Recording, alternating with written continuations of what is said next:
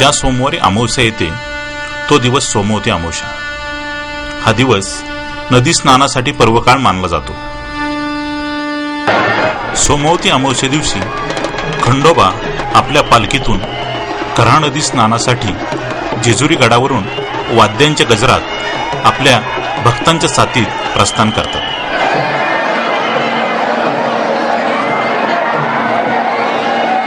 येळकोटच्या जय गजरात भंडाराच्या उधळणीने सारा आसमंत आणि सारा भक्तजन सुवर्णमय होऊन जातो.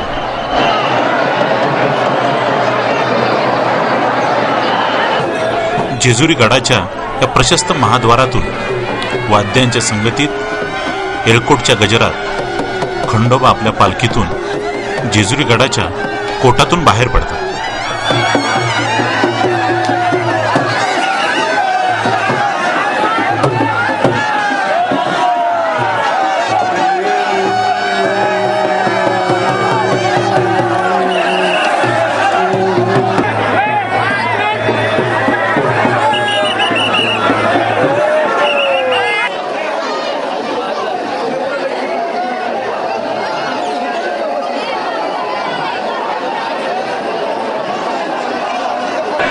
पिवळा आसमंत, पिवळे भक्त आणि पिवळा मल्हारी जेजुरी गड उतरत आपला मार्ग क्रमू लागतात.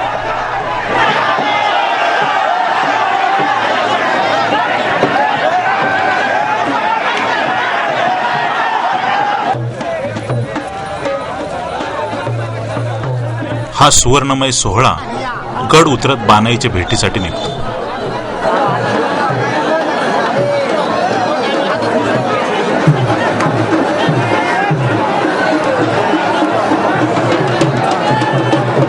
बानाई मंदिरापाशी भंडाराच्या उधळणीने आसमंतामध्ये पिवळे लोटच्या लोट निघू लागतात.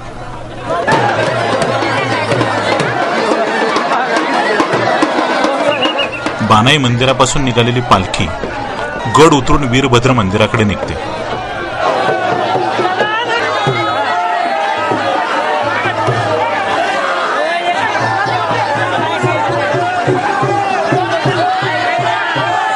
वीरभद्र मंदिरापासून पालखी सोहळा नंदी चौकामध्ये जेजुरी गावात उतरतो.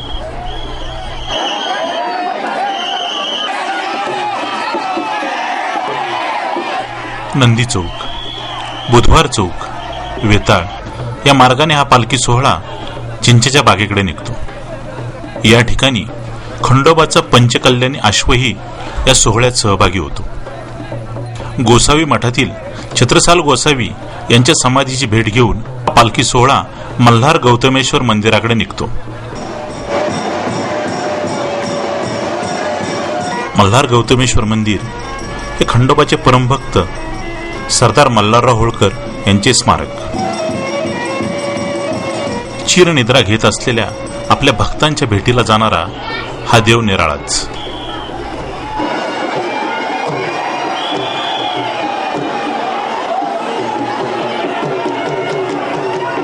पुढे हा पालखी सोहळा जानाई देवी मंदिर रस्त्याने भंडाऱ्याच्या उधळणीमध्ये पुढे पुढे सरकत राहतो.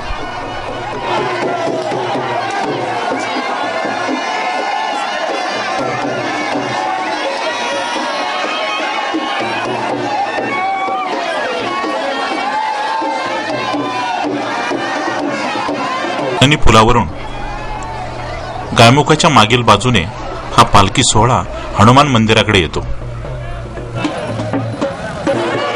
पुढे पालखी महाद्वार मार्गावर येऊन धालेवाडी मार्गाने मर्याई मंदिराकडे निघते.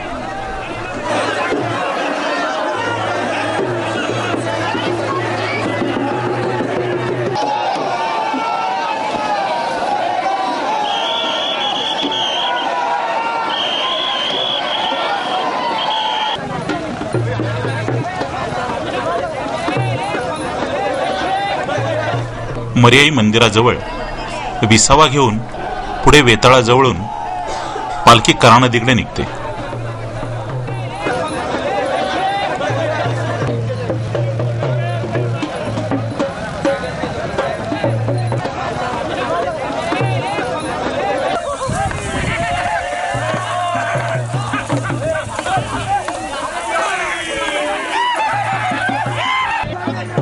धालेवाडी गावाजवळील रेल्वे लाईन ओलांडून पालखी धालेवाडी गावात प्रवेश करते.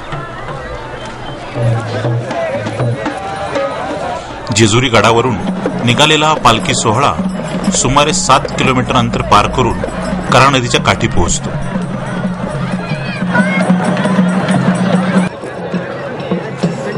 कऱ्हा नदी काठावरील रंभाई विसाव्यावर पालखी नदी स्नानासाठी विसावते. वाद्यांच्या गजरात व भक्तांच्या जल्लोषात पालखीतील उत्सव मूर्ती नदीच्या पात्रामध्ये स्नानासाठी नेल्या जातात आणि पाण्याची उधळण आणि भंडाऱ्याची उधळण याचा एक जल्लोष सुरू होतो. या जल्लोषातच हा स्नान सोहळा संपन्न होतो. स्नान करून मूर्ती पुन्हा पालखीमध्ये विराजमान होतात आणि दूर दूरवरून आलेले भक्तगण कऱ्हा नदीच्या स्नानाचा लाभ घेतात आणि थोड्याच वेळात सुरू होतो तो आरतीचा सोहळा.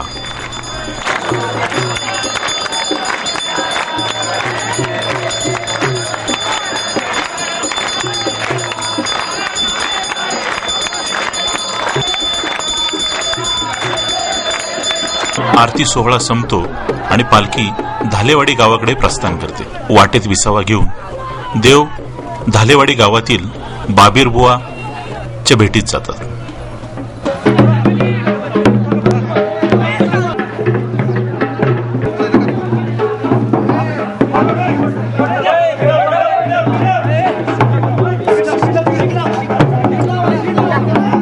या भेटीनंतर हा पालखी सोहळा धालेवाडी गावात विसावतो.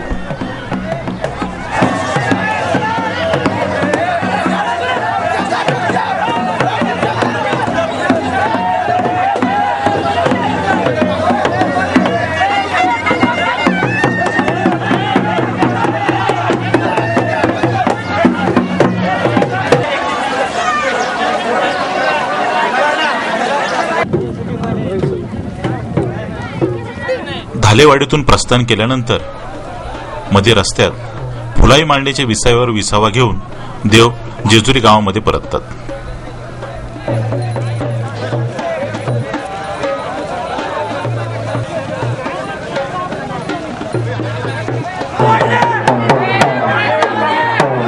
गावात आल्यावर पालखी पौतका मंदिरापाशी विसावते आणि जानाई मंदिराकडे प्रस्थान करते.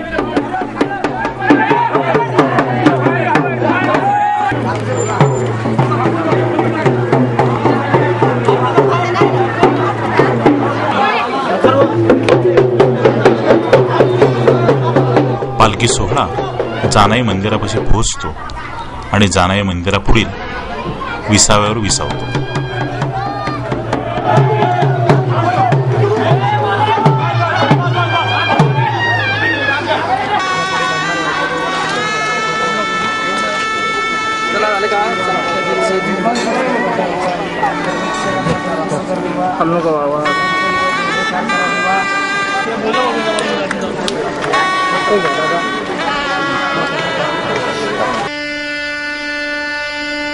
जानाई मंदिरापाशी विसावलेला हा पालखी सोहळा रात्री जेजुरीच्या महाद्वार मार्गावरून दिवट्यांच्या प्रकाशात जेजुरी गडाकडे निघतो.